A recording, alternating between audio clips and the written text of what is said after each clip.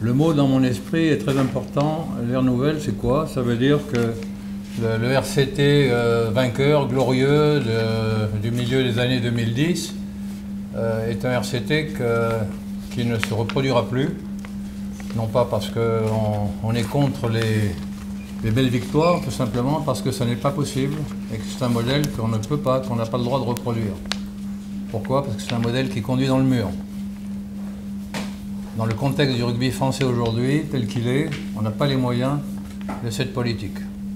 La saison 19-20 a été interrompue à un moment crucial. Elle s'interrompt, ça vient d'être officialisé par la Ligue, à un moment qui est complètement crucial, c'est-à-dire à un moment où, fin février, début mars, notre club montait en puissance, il allait retrouver ses internationaux, tous ses blessés. Je crois qu'on a joué l'un des 2 derniers matchs de championnat avec 17 joueurs en moins, hein, quand même, 17, entre les blessés et les internationaux. Donc c'est pas rien. Et ça a été une très grande frustration pour tout le monde, bien entendu pour les spectateurs, ça a été une grande frustration pour tout le monde, parce que ici en interne, enfin, on avait de grands espoirs sur les résultats de cette fin de saison. Pour repartir, il faut regarder devant. Et donc, actuellement, nous préparons la saison prochaine sur tous les plans. Mais pour la saison 2021, parce qu'on redémarre l'opération billetterie, abonnement, etc., pour la saison 2021, je vais leur faire passer un message. C'est que malgré l'amélioration progressive de nos effectifs, nos perspectives dans les 2 Coupes d'Europe, la fin de la précédente, le challenge européen, la perspective de la prochaine, eh bien, les tarifs de la saison 2021 seront identiques à ceux de la saison 19-20.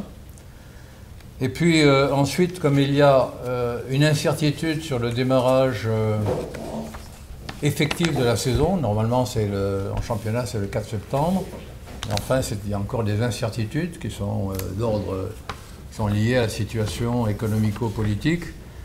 Eh bien, moi je dis à nos abonnés, prenez vite vos abonnements, mais vous ne commencerez à payer qu'à partir du moment où la saison sera effective. Voilà, c'est-à-dire à partir du moment où il y aura du public dans les stades. Et donc maintenant, on démarre sur une nouvelle saison, également sur un plan sportif, avec un effectif qui est finalisé, on va vous en parler, encadré par un staff sans cesse amélioré. Quand je parle de staff, je ne parle pas que le staff purement technique, l'entraîneur. Un staff, c'est quelque chose de beaucoup plus complet qui comporte évidemment les préparateurs physiques, tout le secteur médical, qui est quelque chose de fondamental sur lequel nous mettons de plus en plus l'accent, parce qu'on pense qu'on a des progrès à faire. À partir de fin juin également, on va utiliser notre nouvelle pelouse qui est à côté, là, qui est très belle. Et puis tout cela dans la perspective d'une saison qui est assez enthousiasmante pour nous. Pourquoi? Comme tous les clubs, parce que pendant 6 mois, on n'a rien fait. Les joueurs auront eu 6 mois pour se préparer. C'est quelque chose de complètement nouveau dans leur carrière sportive, mais qui, je crois, est très très bien mis à profit ici au sein du club. On rencontre des joueurs là qui s'entraînent par petits groupes, comme vous le savez, dans des conditions qui ont été précisées. Et qui sont manifestement d'ores et déjà physiquement en pleine forme. Hein. Et donc on s'oriente à la fois vers les phases finales du championnat, du challenge européen. On veut le gagner. Est-ce qu'on le fera? Je ne sais pas. C'est la glorieuse incertitude du sport, mais on veut le gagner. C'est un titre qui manque au club, et ce serait une belle récompense par rapport à la saison passée. Et puis, on va embrayer ensuite sur la nouvelle Coupe d'Europe pour laquelle on sera dans les équipes qui sont sélectionnées pour la jouer, que la formule se fasse avec 6 clubs français ou avec 8, on sera dedans. Et enfin, évidemment, le championnat. Voilà. Et puis ce redépart, il est caractérisé également par la reprise des travaux au RCT Center. Et donc le club s'installera dans ces nouvelles pénates, si j'ose dire, tout début octobre. Voilà. Après la politique sportive, cette politique sportive, elle doit associer étroitement toutes les composantes du club. Depuis l'association, avec ses minimes, ses cadets, ses juniors. Bon, c'est un lieu commun que je suis en train de vous dire, mais si je cite cela, et donc jusqu'au niveau espoir et professionnel, si je cite ce point, c'est parce que ça ne fonctionne pas d'une façon parfaite au sein du RCT pris dans son ensemble, association SASP.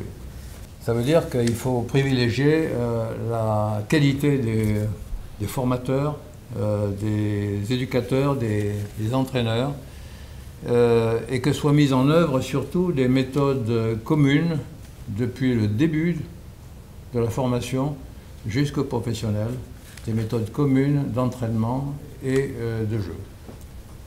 C'est ce qui fait la fortune, ou tout au moins le succès, pardon, pas la fortune, mais le succès de certains clubs.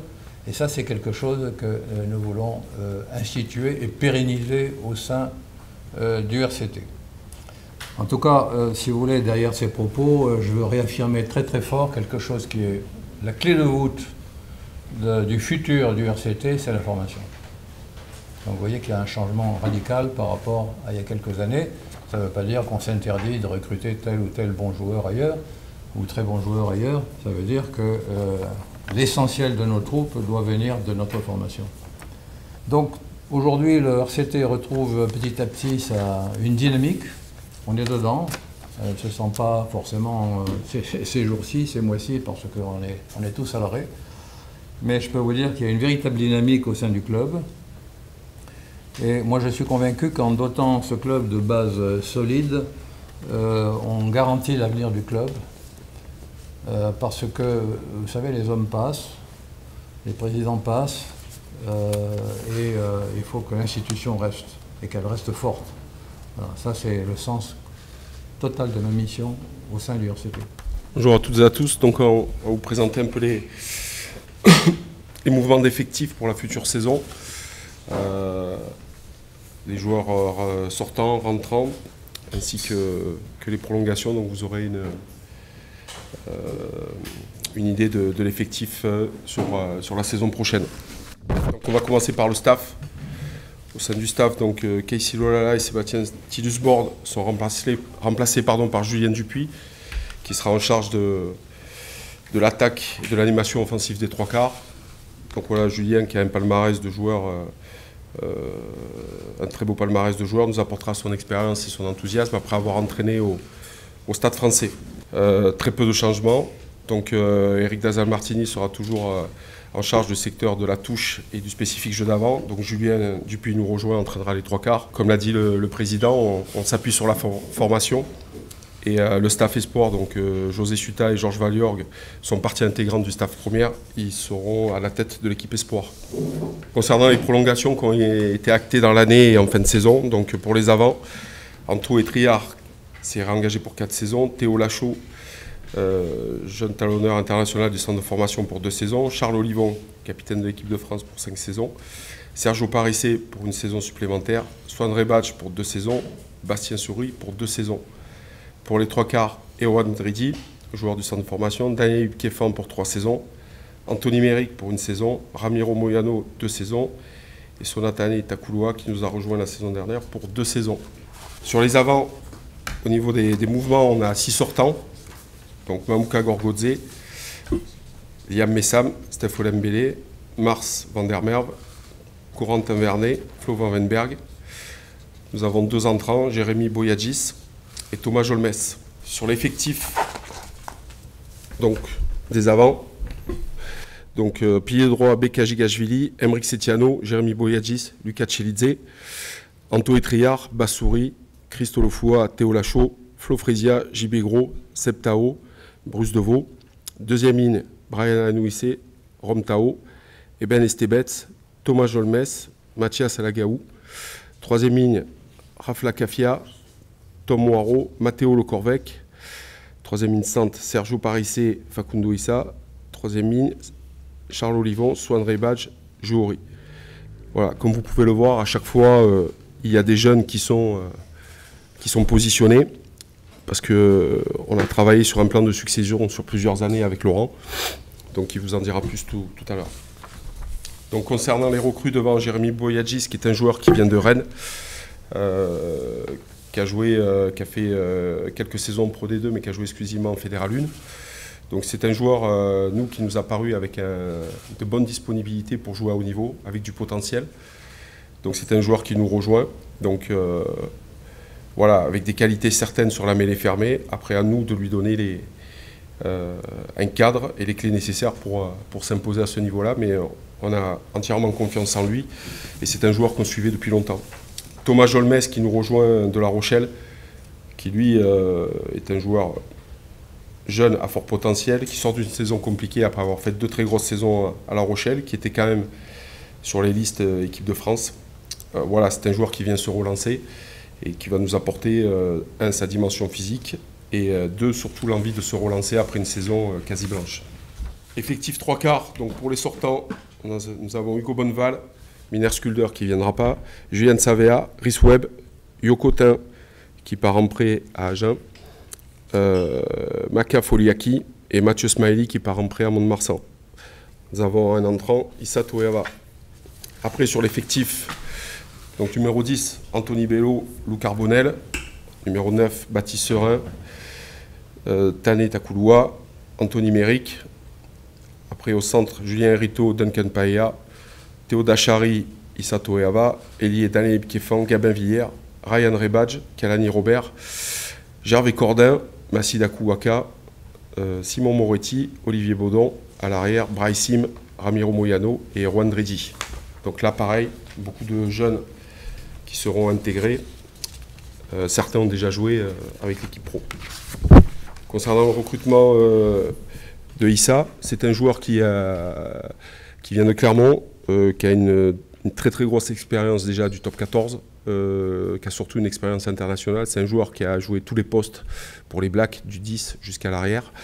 Voilà, c'est un joueur qui va apporter énormément d'expérience et d'éthique de travail aussi à notre groupe qui est jeune derrière. Donc on est très heureux d'accueillir Issa, qui avait envie de relever le challenge du Rugby Club Toulonnais.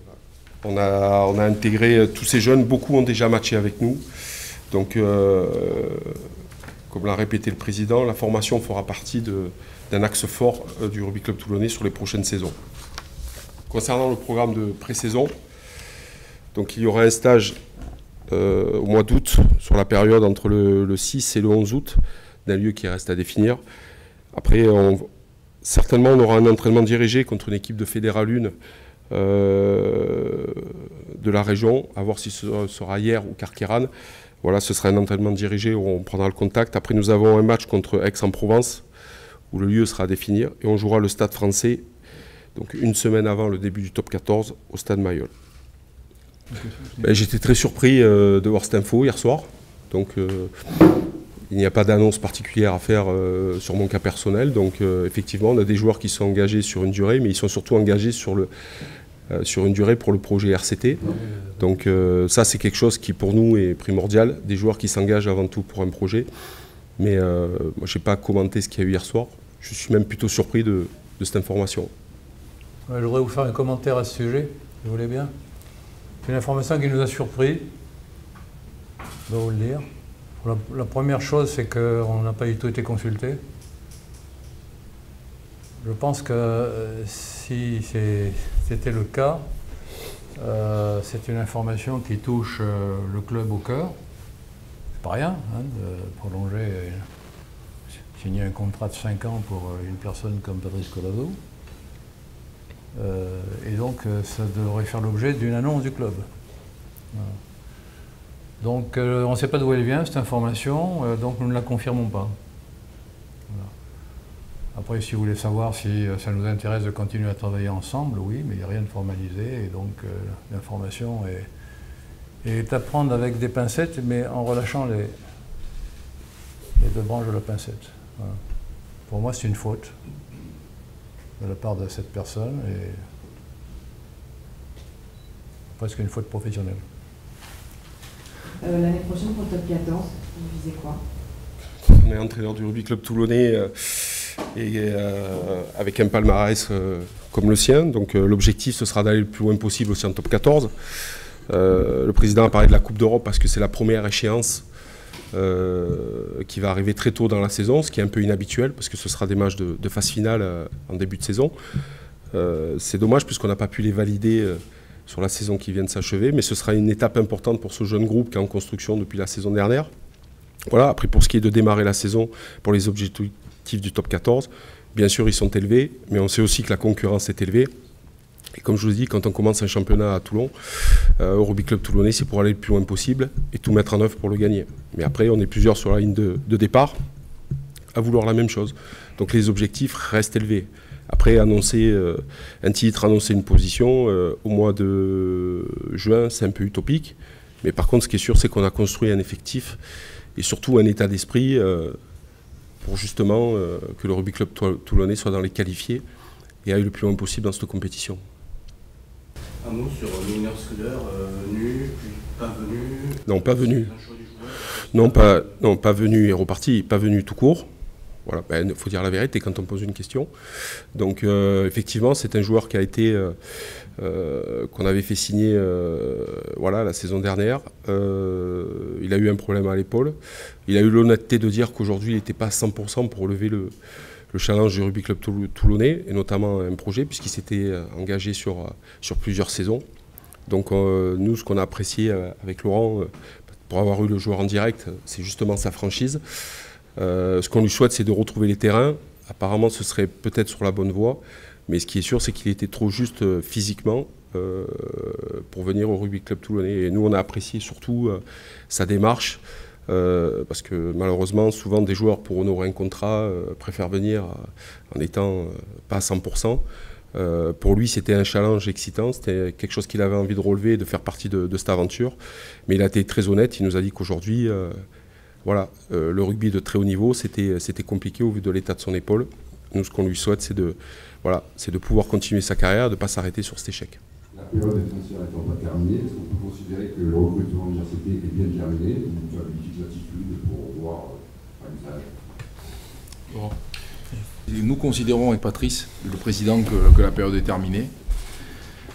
Peut-être qu'il, par la suite, au gré des blessures, on aura l'occasion d'étoffer notre effectif, mais je ne le crois pas. Patrice vous l'a précisé, on va s'appuyer sur tout un groupe composé de jeunes joueurs et on va essayer de leur donner cette chance. Et pour leur donner cette chance, il ne faut pas qu'à la fois on se retrouve un peu démunis au niveau de l'effectif. On pense dès lors à aller chercher un joueur à l'extérieur. Donc c'est pour ça que oui, je pense que dans les médias, c'est terminé pour nous. Et on a parfaitement pensé, repensé cet effectif. On est convaincu qu'il est équilibré et qu'on est parfaitement armé pour affronter cette nouvelle saison. C'est une volonté affirmée et assumée pour nous d'avoir fait ce recrutement qui peut paraître, comparé à l'accoutumée, beaucoup plus, on va dire, confidentiel, dans la mesure où on n'a pris que 3 joueurs. Peu clinquant, oui, je vous l'accorde, peu clinquant, mais par contre, voilà, c'est quelque chose qu'on a bien pensé, bien pesé, et encore une fois, qu'on assume pleinement. Voilà.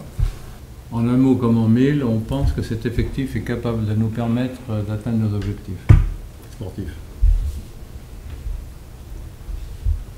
Il n'y a pas que les noms, il n'y a pas que les réputations dans le rugby.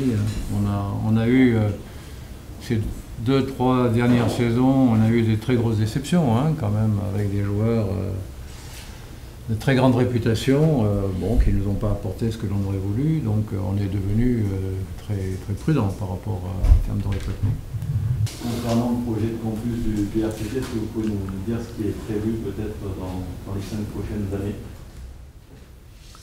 Oui, je peux vous dire, c'est pas un secret, mais bon, à quelle vitesse vont se faire les choses, c'est encore un petit peu tôt pour le dire. Disons que la pièce centrale, c'est évidemment le centre d'entraînement, donc vous avez la maquette là. qui non seulement va être un centre d'entraînement pour les professionnels et les espoirs, mais va être un centre qui va regrouper toutes les activités du club, y compris administratives, au second étage. Donc le club va se retrouver dans un lieu homogène pour l'ensemble de ses activités. Les étapes suivantes, ça va être la réfection de tous les locaux existants aujourd'hui. L'extrémité, là où se trouve le siège administratif du club aujourd'hui, c'est quelque chose qui est destiné principalement à l'association. Tout l'étage lui est destiné. Je crois qu'on s'est mis d'accord dans les grandes lignes avec eux.